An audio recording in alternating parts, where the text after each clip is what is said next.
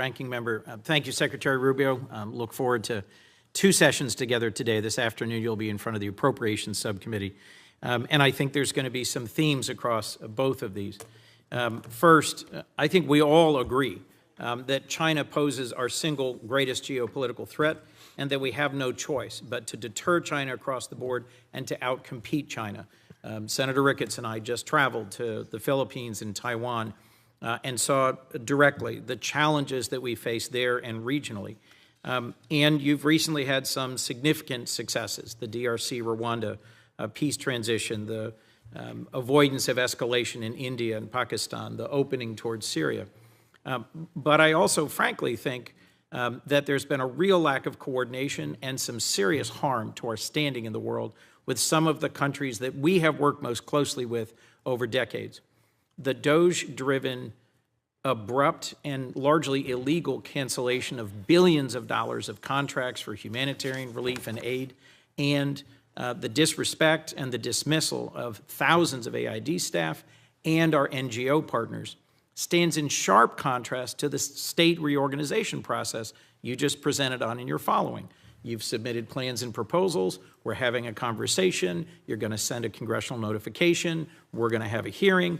That's the way that the reforming of USAID could have and should have happened. And so I just at the outset had to say, as someone who spent 15 years traveling the world, visiting both our partners and allies, looking at independent or semi-independent agencies like the MCC and the DFC and their role, and visiting NGO partners and the USAID, I reject the broad characterization of them by Elon Musk and DOGE as criminals who were wasting taxpayer money. You've heard across all of us support for PEPFAR, concern about humanitarian relief, and the vision that this is a key strategic asset for us. It's my hope that we'll work together to actually make real a more effective, focused, and sustainable foreign aid component to what STAID does, and sustaining organizations that we help build together, like the MCC, the DFC, and the Global Fragility Act. So let me turn to this for a moment. My colleague, Senator Shaheen, made reference to places in the world where the CCP and the PRC have stepped forward. I agree, they're never going to deliver humanitarian aid the way we used to, and with the breadth, depth, and effectiveness that we have. But I also think they're taking advantage of the opening to say that we're not reliable, that our decades-long partnerships can't be sustained and extended, and to question our motivations. So I think we need to step out quickly to avoid creating a big hole in our credibility globally. Let me just start on a few questions with Ukraine. The previous administration worked closely with our partners and allies in Europe on sanctions to tighten them, to close loopholes, to extend designations. Are you continuing to do that? Work with our allies? To tighten the sanctions? Yeah, so, well, first of all, the Europeans have their own set of sanctions, and we've coordinated with them very closely. In fact, the president had a call with at least 6 leaders from Europe yesterday. I had meetings with what we call the Quint that include Italy, France, the UK, the Germans, the French. So we are in constant contact with them on the work that they're doing. And they're proceeding along their own route. And in fact, in our conversations in the past with the Russians, we made clear to them that the Europeans and ultimately will have to be at the table because they have their own set of sanctions that they're imposing. So the answer to your question is we have worked very closely with them. The president understands fully the options he has available to him, some of which are represented in the bill before the Senate. In the bill before the Senate that Senator Graham and others have led and that I co-sponsor, I think we have an opportunity to put more pressure on Russia and to push Putin to get to the table and to agree to a just and enduring peace. Do you support that sanctions bill? And do you think we should continue to arm Ukraine and to strengthen the sanctions against Ukraine in order to create the conditions for a real negotiation? Yeah, look, it may come to that point. If, in fact, it is clear that the Russians are not interested in a peace deal and they just want to keep fighting a war, it may very well come to that point. The president has made that in the past.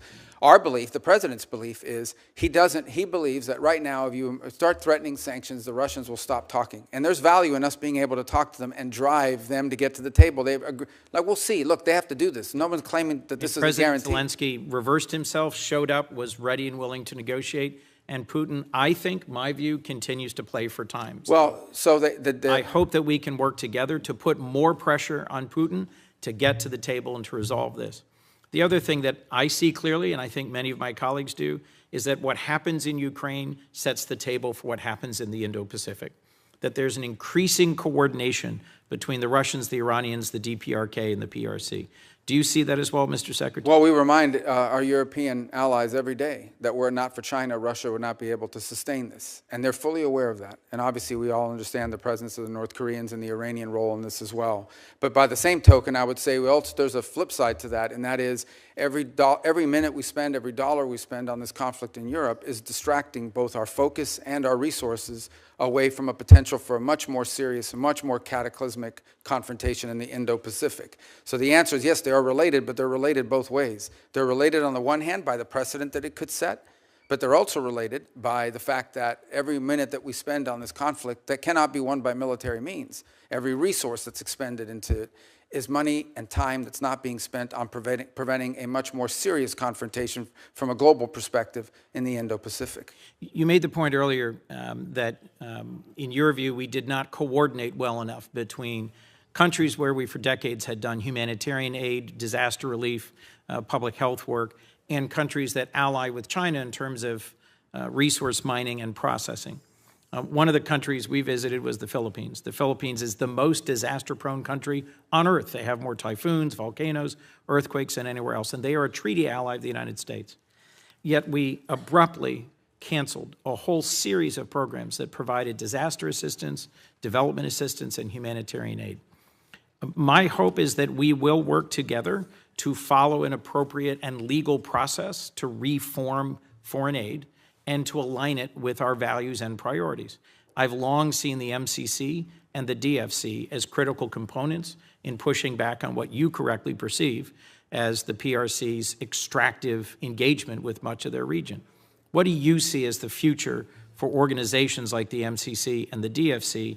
And when we next speak this afternoon, I'll be pressing you on the America First Opportunity Fund and understanding how this nearly $3 billion Agile fund will fit into the picture for the future of aid. Yeah, on DFC, we don't control those two entities. They're independent.